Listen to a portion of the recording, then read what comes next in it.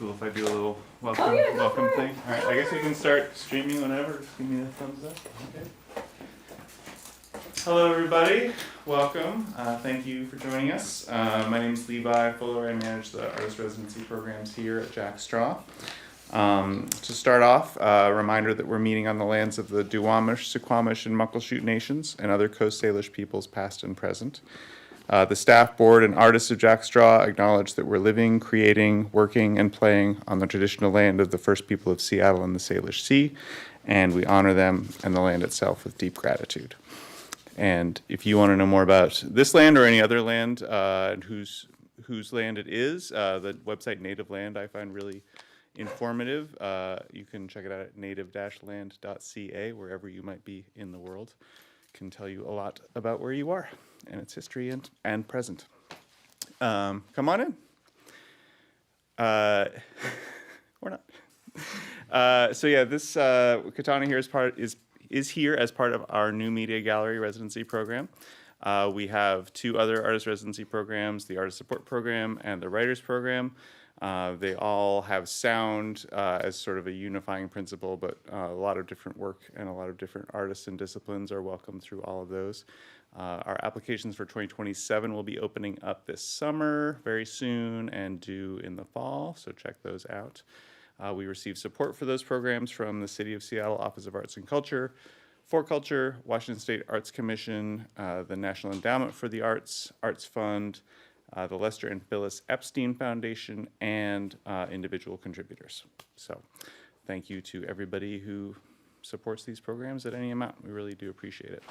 And we appreciate your being here because your presence is a huge source of support. Just having people show up for things is very, very important and special these days. So thank you.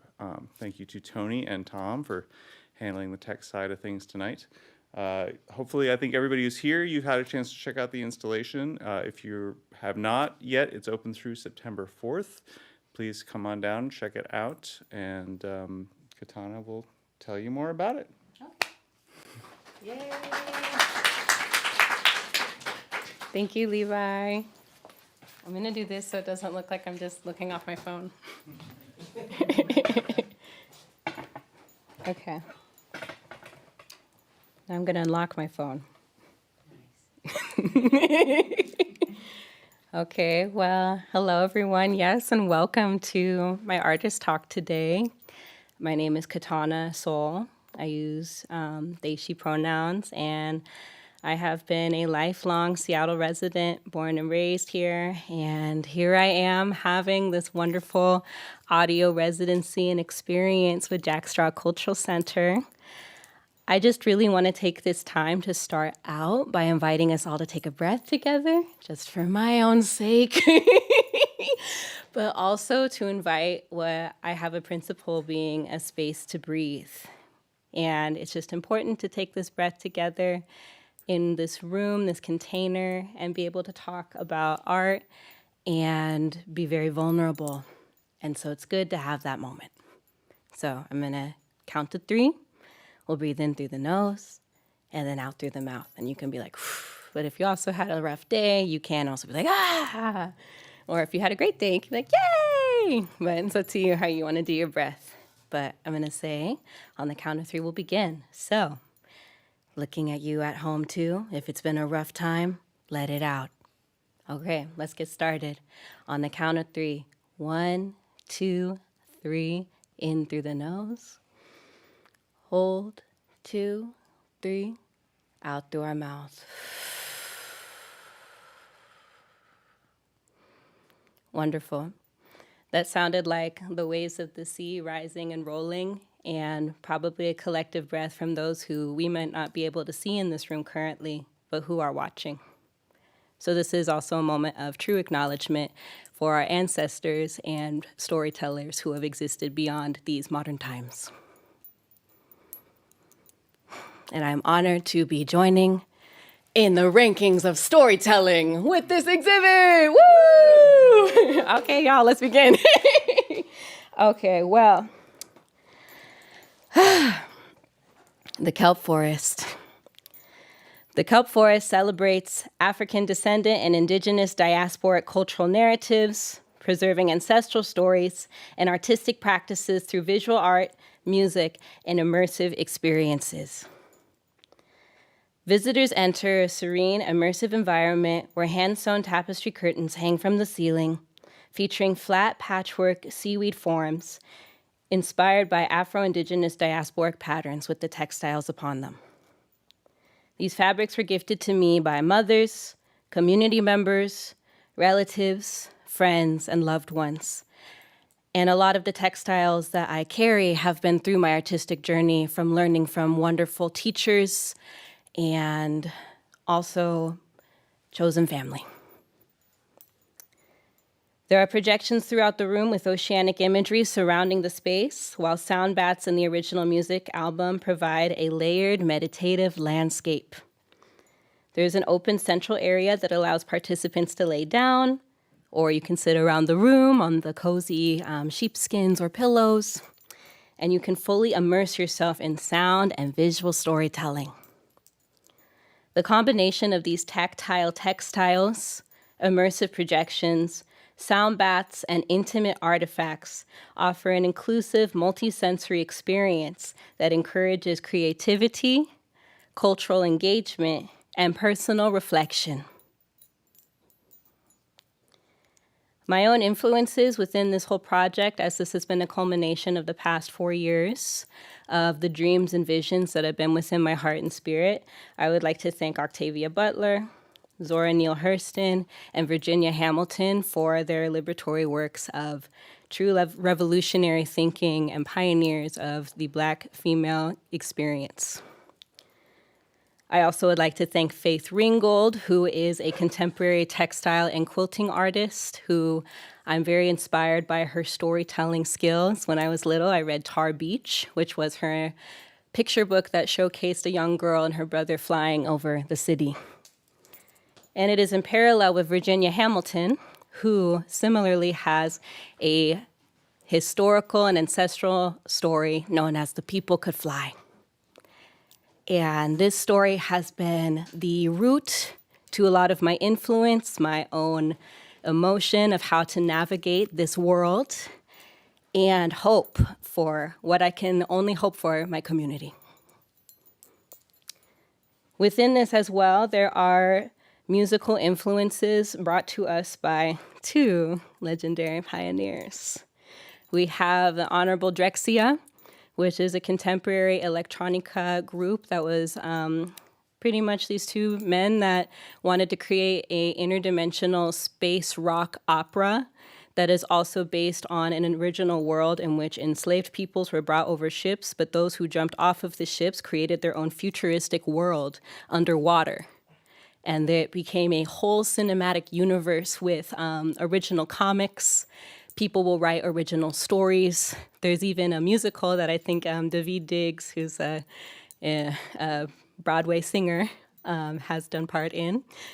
But pretty much Drexcia, again, encompasses what Black radical imagining can look like in music. So they've been a very deep influence on me. I also grew up listening to Zap Mama, who is also a really inspiring artist, because there's a particular music video that I grew up watching called Bandy Bandy, starring Erykah Badu. And this entire music video was animated, where they were in their own alien, fantastical world in their own spaceship. They land, and their spaceship is alive. Also bringing notes from Octavia Butler. Those of you who know, you know. So with that being said, Zap Mama's cinematic universe of creating something so imaginative with only her physical presence and aura, her friend with her who are speaking true truths in their songs, and then also letting their imagination run wild, have always just slept within my spirit for my whole life. And I've always wanted to materialize my version until now. Period.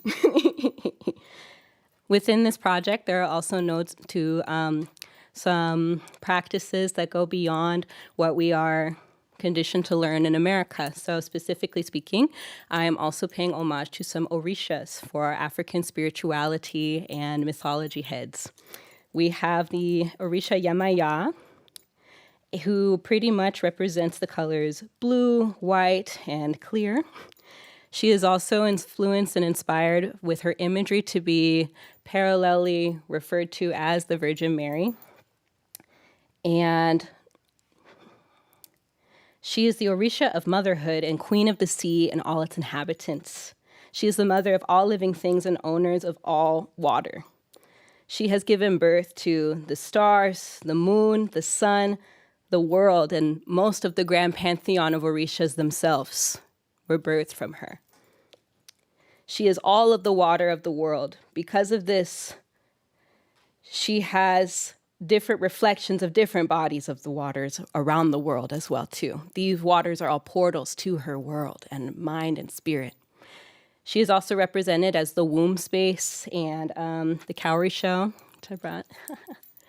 And she's the patron spirit of women and pregnant women. Her domain includes oceans, rivers, all waters, amniotic fluid, and birth. I'm also paying homage to her sister, Oshun, who is the goddess of love and happiness. She resides within rivers, waterfalls, lakes, and sweet water. She represents sensuality, femininity, sweetness, emotional intensity, and love. She is both joyful and deeply melancholy. And together, these spirits, Orishas, these goddesses, these mothers, these sisters, have been my true pinnacle of worship, I would say, in which I wish to honor them, their legacy, and create my own cinematic universe inspired by them. And this is a moment of my own personal reclamation, my own acceptance of many divinities that are out there in mythologies, and the ability to accept that all of them can exist in peace. And therefore, I am within my birthright allowed to experience them however I wish. And that is me taking back liberation of my spiritual energy and putting it into my art. Another underlying message within this whole exhibit, and I'm also seeing that the screen actually turned off. Jiggle the Let's mouse jiggle the on mouse. laptop, yeah. Woo! Sorry about that. It's okay. Intermission. Take a deep breath, y'all. We just got deep. Oh, okay, here we go. Is it up? Yeah, I think you have to restart it though, the video. Okay. If anyone knows how to use the computer, that would be so awesome. Yes, just over and over again. Thank you. Okay. Yeah. Okay, is it Yes. gonna loop? Does it know to loop?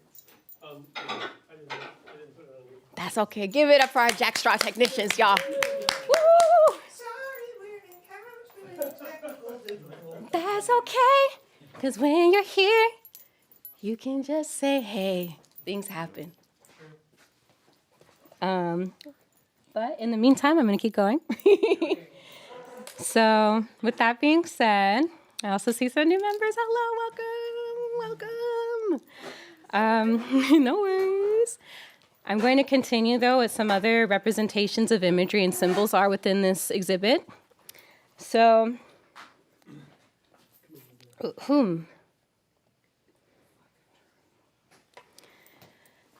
Okay, time for me to lock in. Ready? In addition to the Orishas having symbols that hold within their own cosmologies, their storylines, their different sacred objects, what their lessons that they are to embody within their teachings, they also are to be somatic elements and representations of the human body and experience. There are different Orishas that are for somatic correspondence. You have Elegua for feet, Yamaya is the womb and amniotic fluid and breasts. Obatala is the head. Oshun is blood. Oshun is the respiratory system. I'm so sorry, y'all. My notes are a little out there. Okay, let me try this again. The feet are Elegua. The womb is Yamaya. The amniotic fluid is Yamaya. The breasts are Yemaya. The head is Obatala. The blood is Oshun. The respiratory system is Oya. The breath is Oya. Oshun is the respiratory system. I'm sorry, my notes are a little crazy. Oya is the soul. Oya is the tongue. Shango represents genitalia. Shango also represents throat. Agayu represents bones. Asojano is the joints as well as food. Osain is medicine and strength, etc., etc. The somatic embodiments of the orishas are present in healing and movement practices and reconnects all of our senses.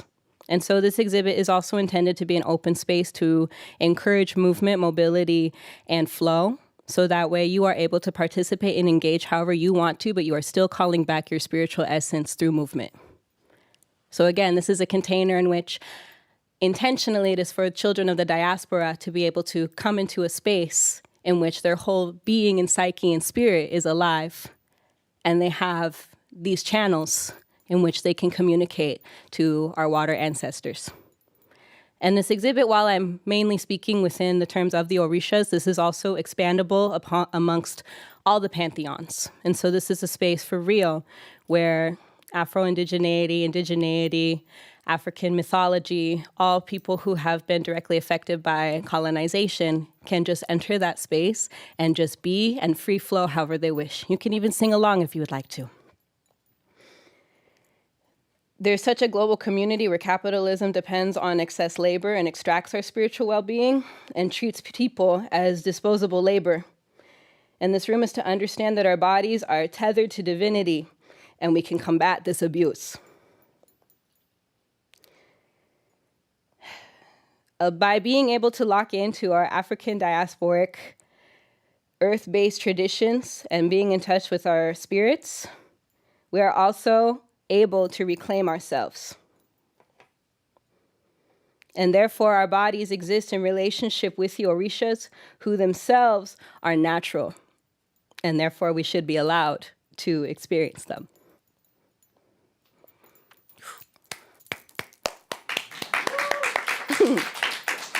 With that being said, the vision of this exhibit is to create an immersive world for existence. No production.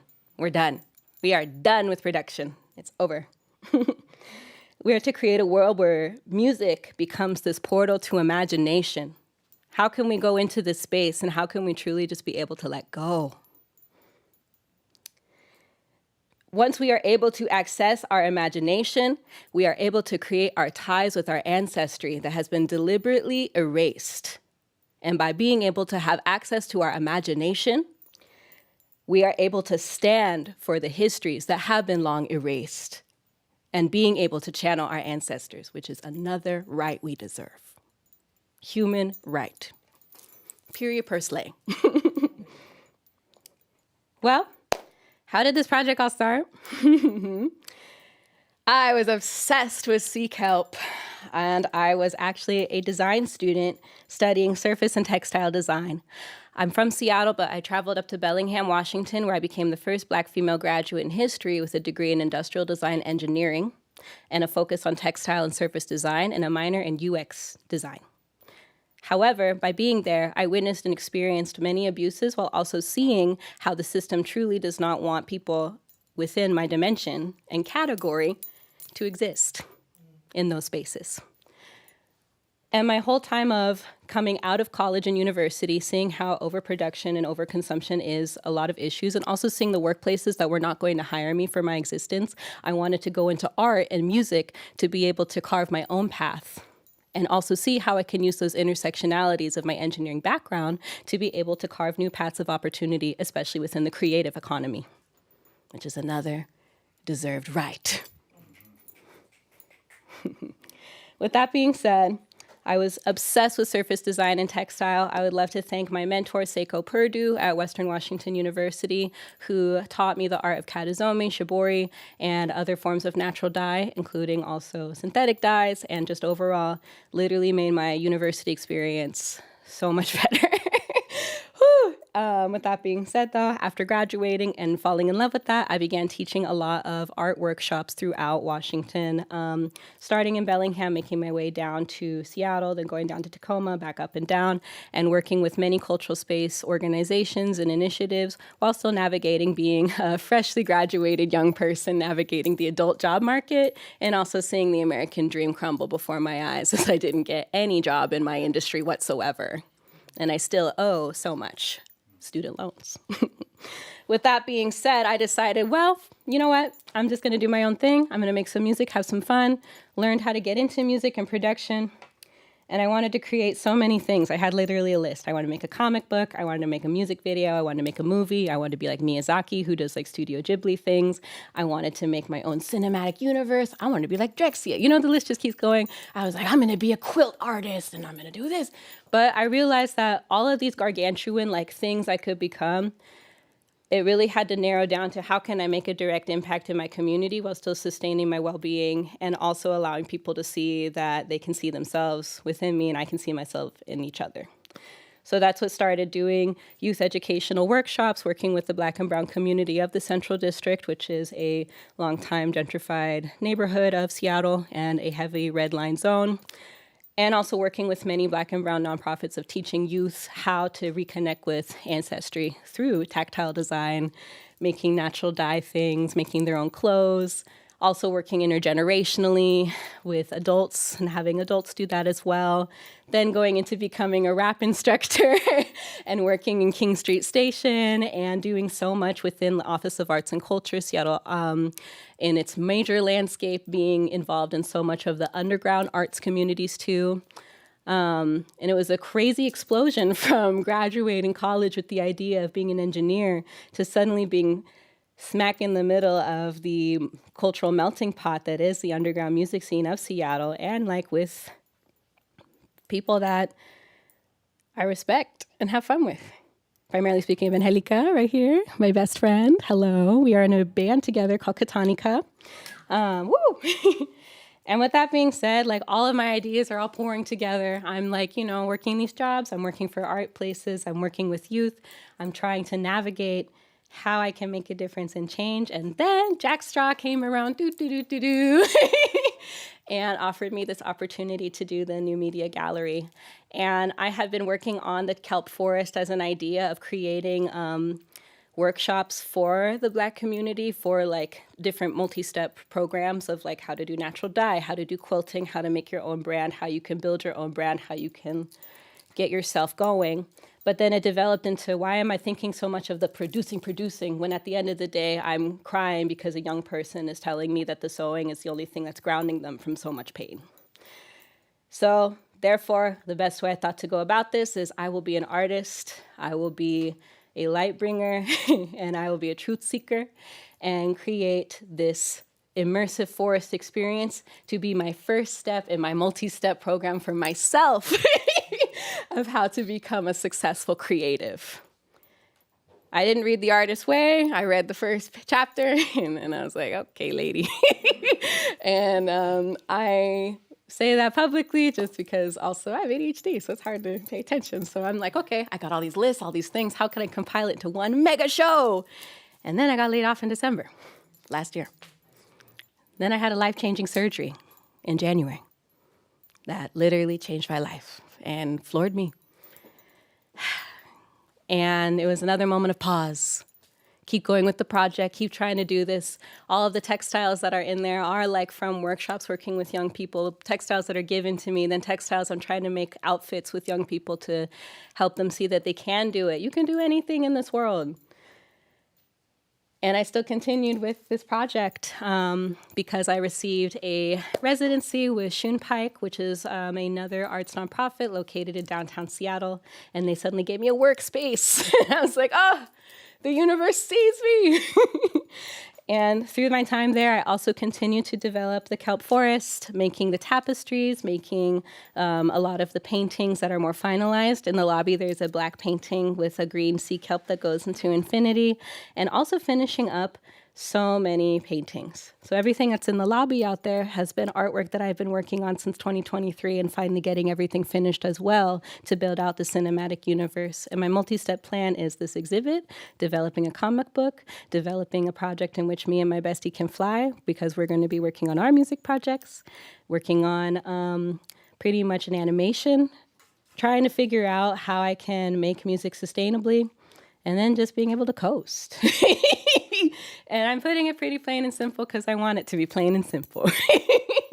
I'm not complicating anything for myself. I'm too confident. With everything, though, I wanted to create this cinematic universe. There's been so many artists, so many people like that have been existing within cartoon, anime, movie, TV show, where they have these cinematic universes. And then there's artists like, Meg Thee Stallion, who's making anime and also singing and doing stuff. And I just was like, oh my gosh, I should build up the building blocks for this. I should just do that. So that's what's happening here too, is the Kelp Forest is this place where all of these thoughts and all of this big thinking can just exist in one spot as a cocoon in a container. Now, the way that I formatted this talk, because I love just talking from the heart and rambling, and I know people like my ramblings. Please say you do. That's right. That's right. I wanted to start by being serious to talk about like the connotations within like my own diasporic understandings. And when I say diasporic understandings, I'm using this term because I was disconnected from a lot of stuff, and I'm trying to understand it and have it come back and return to myself. But I formatted this to speak about those deep things, talk and ramble a bit about the why and the how, what's going on. But then also, I wrote down all of my achievements through this project, because I think that is important to say through all the ramblings and ruminations. Through this entire project, and this project has taken about 3 years to develop, I taught textile design to the intergenerational Black community from Seattle to Tacoma. I combined my senior textile theses when graduating university with creating textiles embedded with symbolic meanings and taking back my heritage in a university environment trying to deliberately erase those from me. I learned natural dyeing and textile storytelling through my apprenticeship at my school, and it fundamentally shifted how I see cloth. Textiles stop becoming fabric. They become vessels for my memories and the memories of the collective peoples. I wanted to create a space of belonging with the craft that I relearned. And each piece carries its own history before becoming part of this work. So this installation itself becomes a quilt of relationships from all of the life paths and timelines that I have encountered and crossed in order to get here, and also being able to share all of these people's stories through this work too. And even if there were disagreements, hey, we're all human. And I still hold love for everyone. So that's all I can say to that. With that being said, there's 2 books that were my influences growing up. I was very lucky as a child to be immersed in mythology, and I think that also encapsulated why even myself, having gone to Catholic school and experiencing the religion dimension, being able to have my fighting spirit through it was because I read a lot of mythology, storytelling, and books about goddesses. So I have 2 books that I have referenced here. The first book is by Virginia Hamilton. It is a picture book called Her Stories, illustrated by Leo and Diane Dillon. This is a collection of short stories from pretty much from a mermaid who is able to bring a little girl into the water and give her a wonderful experience when dealing and navigating with toxic family dynamics, to a really suave tiger who's like this tiger head in like a cool man's zoot suit, who's here to show this wonderful woman what it means to find love. Like, it's got some really interesting stories within it that really shaped my whoa, I didn't know that could happen. There's also this book called Goddesses, A World of Myth and Magic by the author Burle Mutin and the illustrator Rebecca Guay. And this was like a goddess book that was A to Z of powerful women just being painted, and then just really simple, their lore and storytelling. And I believe that those books had honestly really shaped even my ability now to really believe so strongly in myself, because I'm seeing stories and I'm hearing about mythological, and I think a lot of them are real, deities, people, stories, and places that are literally shaping the fabric of reality. Like, is that not crazy? Are we not allowed to think that? I'm sorry. It just feels too cool. What do you mean I only can answer to one person? What if I don't like them? Just kidding. That's for the internet. Just kidding. So with that being said, this project also really shaped that teaching had become inseparable from my artistic practice. Even me speaking right now and talking about things I'm seeing already, like people being like, whoa, whoa, oh. And it really shaped into just, being able to talk about this project, being able to work with young people, being able to also give back to community while also having it be poured into myself through my art and knowing that I can do this. And it's that wild, delusional, I can do this, I think that's gotten me through so much in my lifetime that I did not always have. They really tried to take me down when I was young, and that's just facts. But here I am, stronger than ever, and you can never take me down. One of my lines in my song. Finally, for also understanding me, my mother was a yoga teacher in Seattle through the late 1990s and early 2000s. And previous to that, she lived in New York, where she actually worked on a couple of music videos for some contemporary hip hop artists. I cannot name them because I'm on camera, but they're out there. And pretty much, I was really lucky to also have been raised by understanding of movement and presence. And so being able to grow up and be in yoga environments where people are like free expressing themselves and having release of shame was a really rare experience to also have. That then as I grew up and met many friends, family, etc., chosen family, where that acceptance of everything has really not been present. Also, I think makes me a unique person with the perspectives that I hold in my art making, where it's about presence, belonging, making community just by being silly. And also my mother had pretty much introduced me to a high council of aunties from across the diaspora. So I was also raised by many extended family members. So I would like to thank my auntie Tiffany, my auntie Beverly, my auntie Vicky, my auntie Naomi, and my auntie Hope.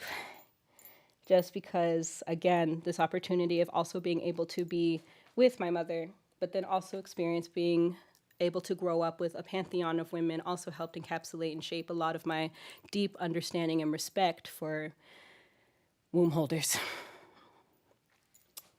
With that being said, this exhibit is also really important because I do identify as a queer artist, and while I have been using a lot of terms about femininity and feminine identity, it is important to note that I am doing this because there's active femicide happening every day when it comes to women. You can't even throw a party in this body without having someone be like objectifying you or saying stuff stupid. Like, it's hard out here. And it's been going on for eons and decades. And the way that we can unlearn how to treat women like disrespectfully is by really giving women the respect that they inherently deserve for birthing this world.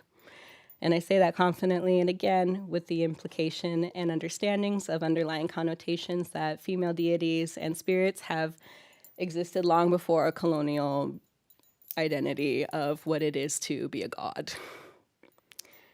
And also, I am a god myself. I am non-binary femme. So I am magic and divine.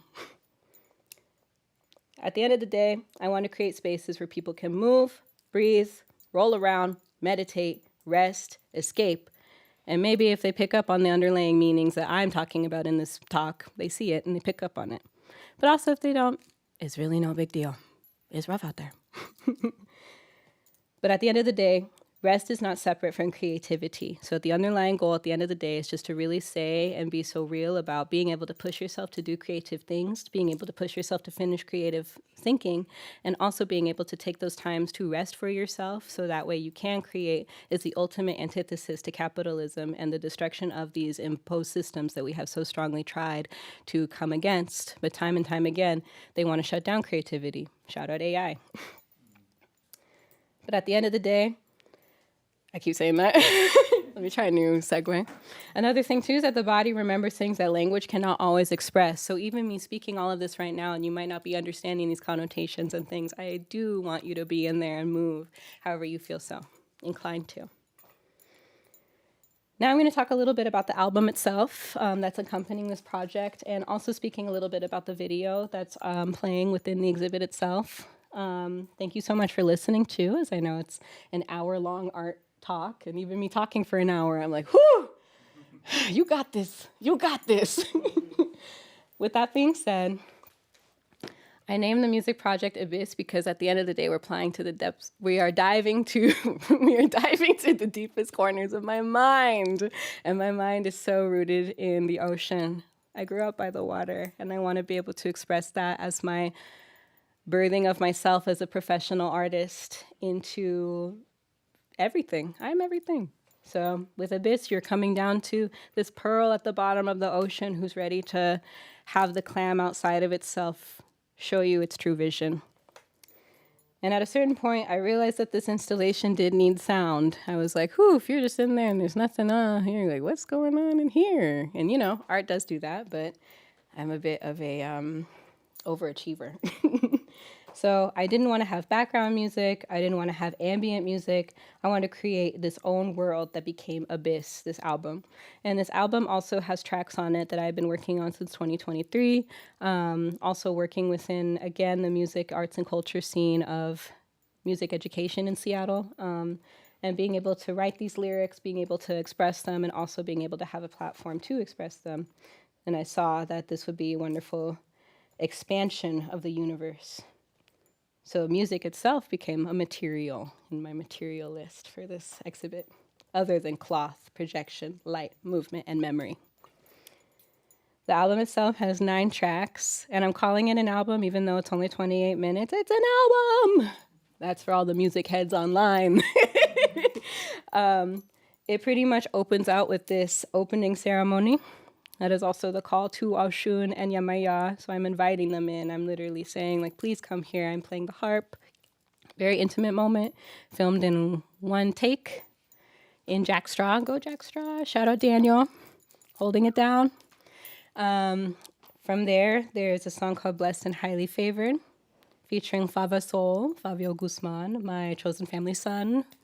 Shout out you at home. I love you. As well as Greg Fields, who is a local pianist who is also a music educator based at Totem Star and was my mentor during my time in the Totem Star Young Artist Program, which you can still join up to the age of 25. And it's a full production studio that is pretty much free for youth. So shout out Greg. Thank you, Greg. Woo! We also have some poetry in it. So the tracks then go to O Golden Child, which is just pretty much an affirmation that I would want to be told when the world feels like it's literally trying to destroy me for existing. Just straight up facts. I'm really trying to think about what I would want my context of empowerment and affirmation to look like. And I know that while people can say like, oh, if you apply yourself in music and art, isn't that selfish or you're centering yourself? But I'm also like, the whole point of art and music is to express yourself. And if those people will hear that message and resonate, that's surely creating a bigger message. So knowing again too that my own experience within the diaspora and needing to have this affirmation, it's encouraged for everyone to be able to feel that as well. We are all golden children. We are children of the sun. The next song is called Let Go, and it's about letting go of your ego. Detach, let go, surrender to the flow. It has a bit of a experimental kick to it, I would say. A lot of vocalization and just being free. But again, when is music not free? There's so much fun in it to be out there.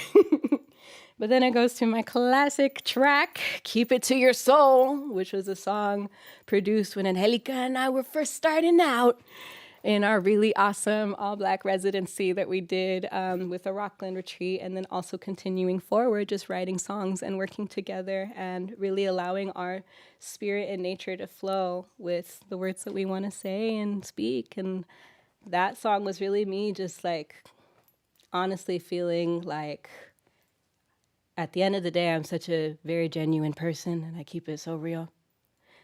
But there are often times where I feel demonized just by existing.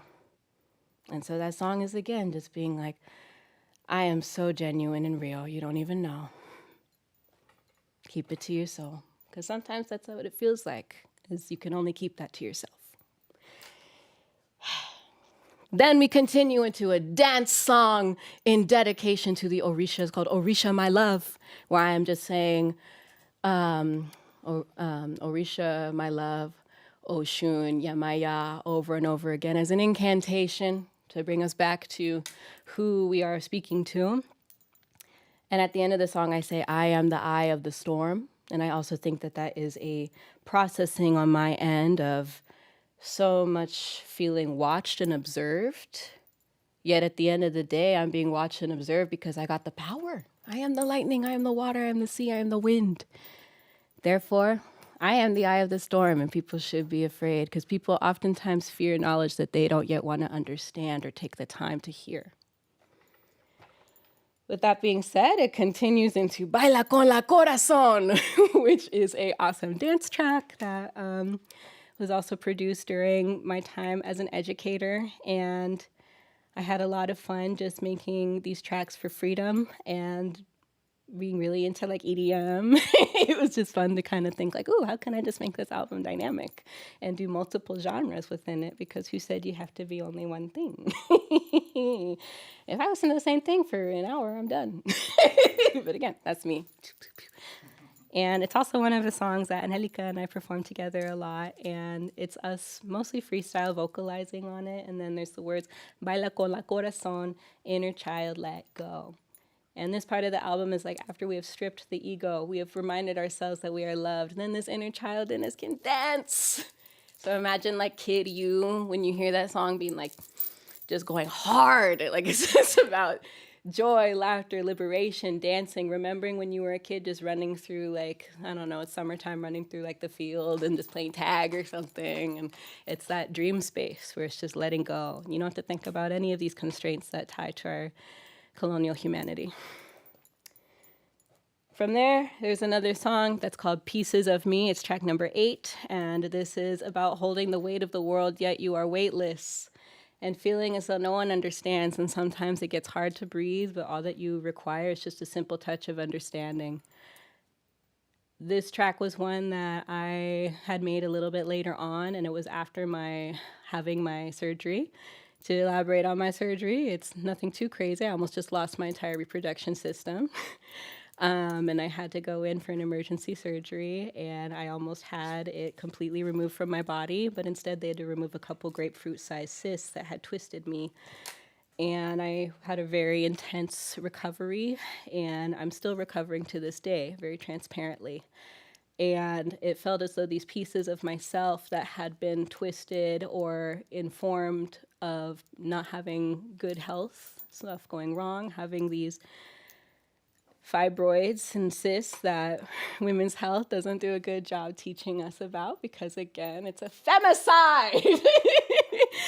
It just feels as though I'm picking up pieces of myself that I even have to learn myself that no one even wants to talk to us about because we're so demonized. So by talking in the song, there is a lyric called Pick It Up, Pick It Up. And I kind of have this song also as a parallel of being an eldest daughter. If you also relate, just being a sibling, if you relate in general, just feeling like you got to hold the family and carry it. And people aren't able to see that side of you behind closed doors, but you got to just pick it up.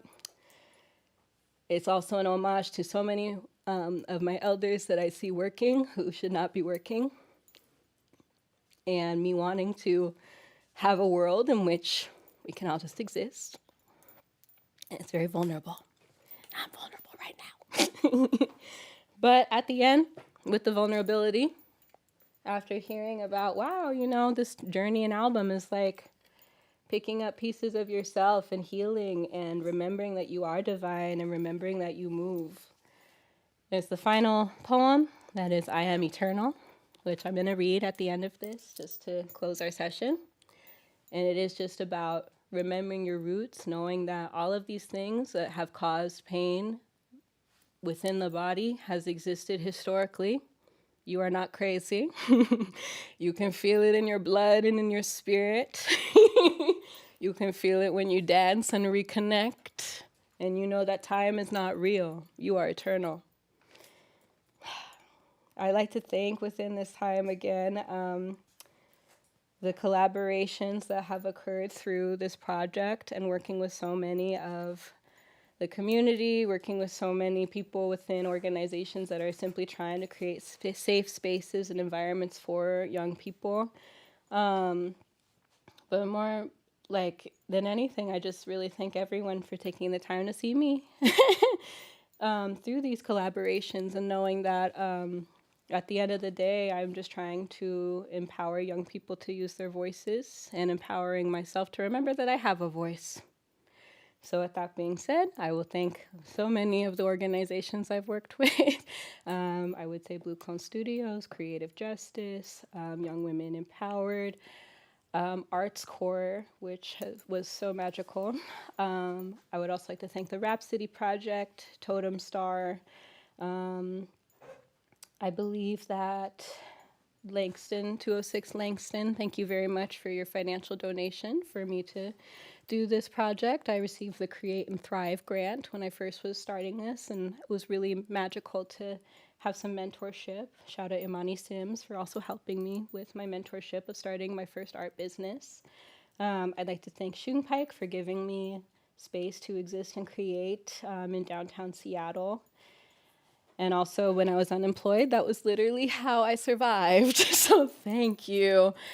I would love to thank Jack Straw and Levi for your belief in me, your assistance, your support, just the silliness of it all. Like, it's just been so great to be welcomed into this space and also being allowed to exist and being hella real is such a blessing. And so I thank you for also your own willingness to want to see me, your own willingness to want to give me this opportunity, the willingness of Jack Straw to provide a platform for me to say what I can say on this video that I don't know if I'll say again in another environment, but I'd like to. With that being said, because I keep saying with that being said, I hope people leave the installation feeling a little bit more connected. I want you to feel connected to yourself, to one another. I want you to be able to make eye contact with someone in the room and just smile and say hi. Let's defeat that Seattle freeze, y'all. I want you to imagine. I want you to see this living and breathing world in there. There's some Easter eggs. There's a guitar in there that I literally fished out of the ocean. That I walked up on the Seattle pier and I just see this giant guitar bag and I pull it out and it's this metal black guitar and I'm looking around like no one sees this. And this girl's like, oh my gosh, this man just threw that in there and screamed, I hate music. I'm done with music and just threw it. And now you got it. And I'm just over here like, what does this mean, creator? What is this? What's going on? Had the guitar repaired, which was awesome. Shout out Mariah at Rhapsody Project for doing that Luthery skills. And overall, yeah, there's just so many Easter eggs in that exhibit. There's homage to Orishas, there's original artwork, there's candles like the candle I used in this video. And I guess if anything, the videos that are playing in there too are just oceanic dreamscapes. It's the Kelp Forest, you're at the ocean floor. You're meant to just exist as this pearl at the bottom of the ocean. And in this video, this was my final step of the whole project that was filmed literally right before install. Shout out to my wonderful, beautiful partner, JM, who's sitting in the front row, me being extra detailed, who helped me film this whole project and experience within this. We are at Seahurst Park. That's a seal. That's a real seal. That's a real seal, everyone. I was literally blessed by the seal. Seal was like, yes. This is me, again, having a moment of reclamation. Just being able to dress in like a veil with another veil in front of my face that has pearls. Using a single candle with red on the candle being my own personal representation of empowering myself. Also, my best friend Grace and I talk a lot about color and symbol imagery in candles, and Grace says that red candle equals passion. There's also a seashell that looks like a dagger that I am holding. That is my tool of flow, I would just say. I really wanted to highlight it and its awesomeness and also use it within my practice. And this is just me reconnecting how I can from my own origins of it being Italian, indigenous, and Black. So how can I bring everything together in a video that is also weirdly universally understood and at the same time so strange and mystical and witchy. And I love that because, again, so much of time in existence was literally telling those of us who exist within femme bodies and being women to do so much and be conditioned and be controlled, and how we have to act and how we have to be, and even what's not allowed and what is allowed. And so this is just, again, me really tapping into ultimate freedom as an offering to Yamaya and Oshun. For if they have birthed me into this world, then I am meant to be a celestial person, because I'm truly interstellar. And therefore, it's every right of mine to be able to honor them for granting me this life and existence. So that's my artist talk. That's my background. I'm going to close with the poem. Thank you for listening. I saw some people wipe their eyes. I too cried. Me making that up, no one cried. LOL, just kidding. I'm just going to grab the poem here. Ooh, do, do, do, do, do, do. My phone is so silly. Sorry, y'all. With that being said, I'm reading the poem from my Bandcamp. The album is now live on Bandcamp. Woo! It's $9. Please look me up on Bandcamp as KTNA, Katana. It's an acronym just because I like being mysterious. Okay. We're going to lock in, everyone. Okay. This is an invitation. You can close your eyes. You can ground yourself. If you're still like, wow, this young person's so bright and mystical. I know. I'm channeling. So we're going to channel again as I lower. Oh, I lowered this too low. Okay, hold on. In the vid, I'm probably like, la, la. Okay, let me get real. Ahem. Drum. Hum low where the old ones step. The wind holds secrets that the stars ain't kept.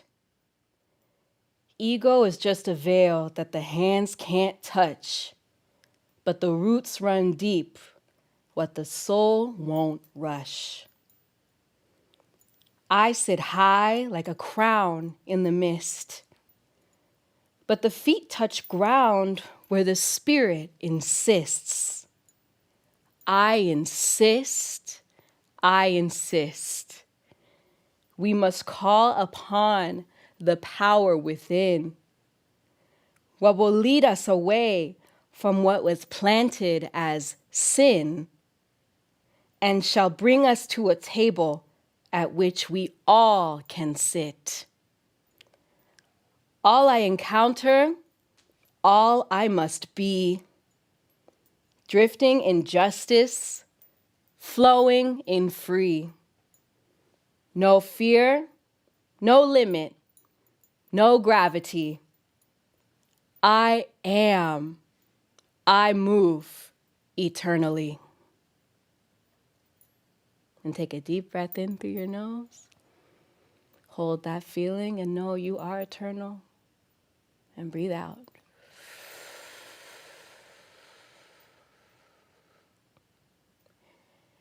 Thank you all so much for coming to my artist talk.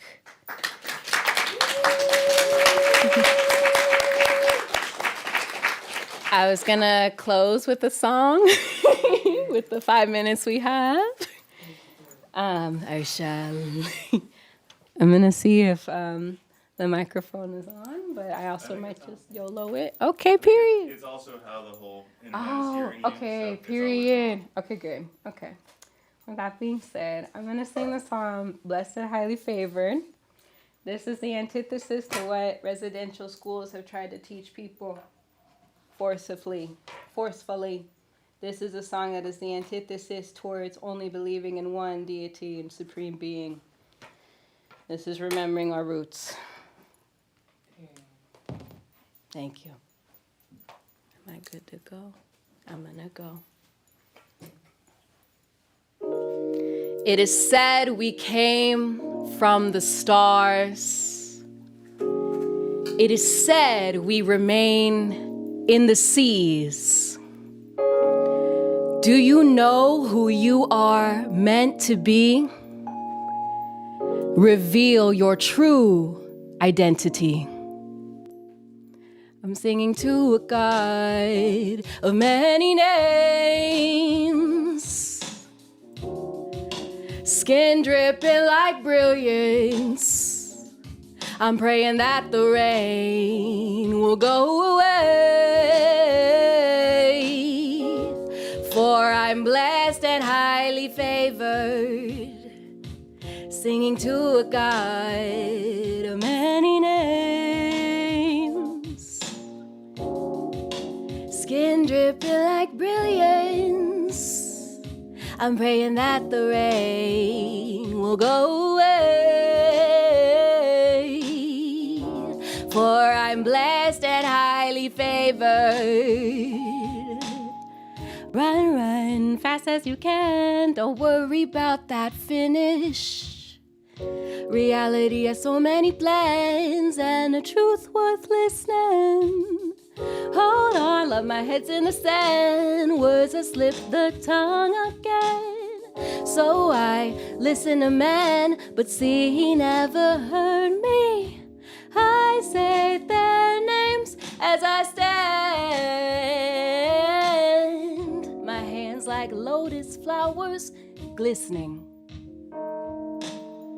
She sees the end to the plan, for she listened from the beginning.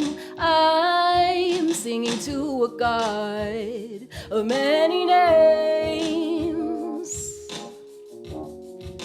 skin dripping like brilliance. I'm praying that the rain will wash over me, for I'm blessed and highly favored. Got the sage on the walls, keep them all away from y'all.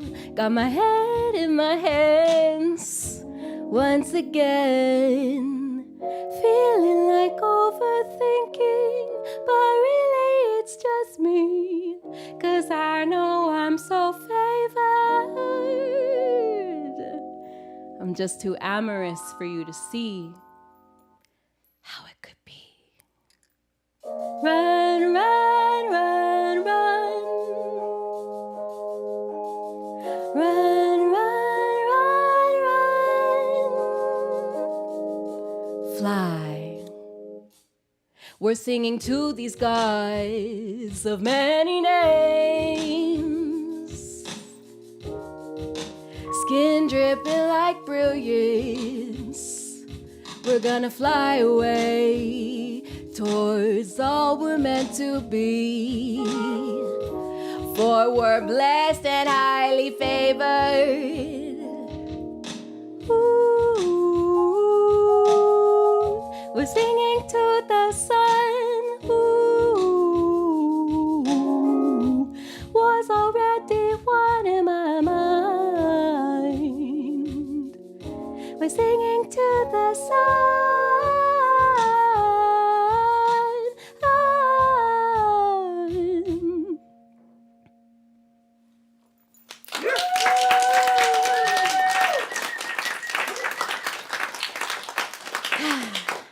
Now let's take a deep breath with a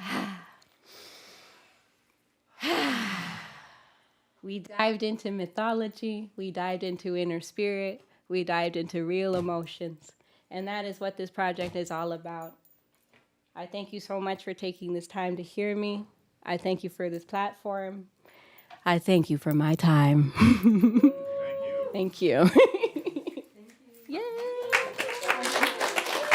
I will now take any last questions or comments or compliments.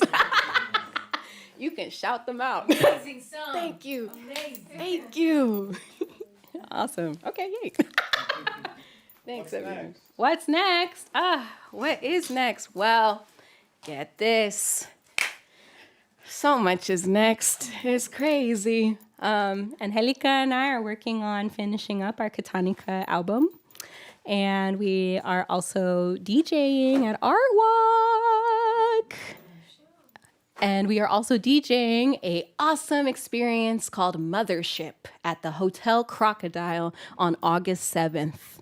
This is us as DJs with our indigiqueer group known as the Rainbow Warrior Collective, where we are intending to create intentional safe spaces of belonging for the QT BIPOC community of Seattle.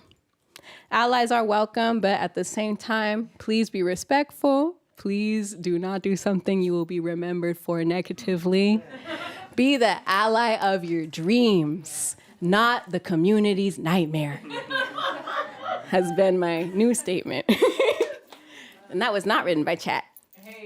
With that being said, though, other than that, I recently actually just got a full-time job, and it is a remote job, so I will be resting and kind of pulling back from art as a public practice. I will be moving literally tomorrow. I'm literally moving tomorrow at 9 a.m.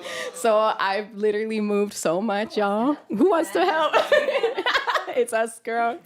But after that, yeah, I'm just going to be resting, doing DJ sets, trying to build more of an online presence, I think, really genuinely, like do a YouTube world, DJ world, TikTok, renegade. Ooh. I've been doing affirmations on TikTok as my new campaign. But other than that, yeah, I still want to do music. I still want to do art. I still want to do concerts.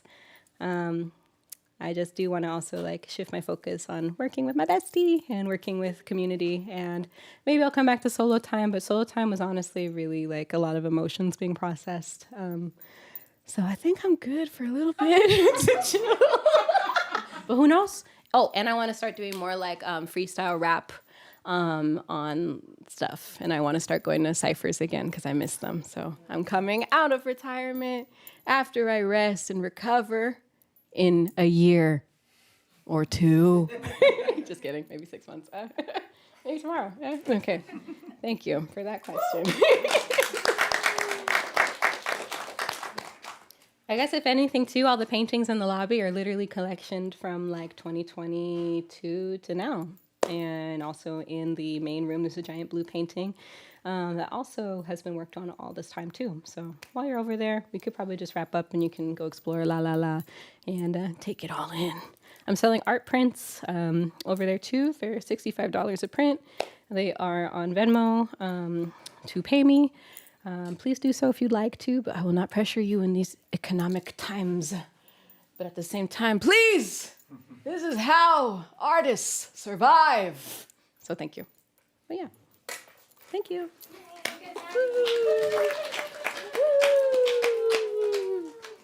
Okay, you are dismissed. I don't know. Thank you, Katana.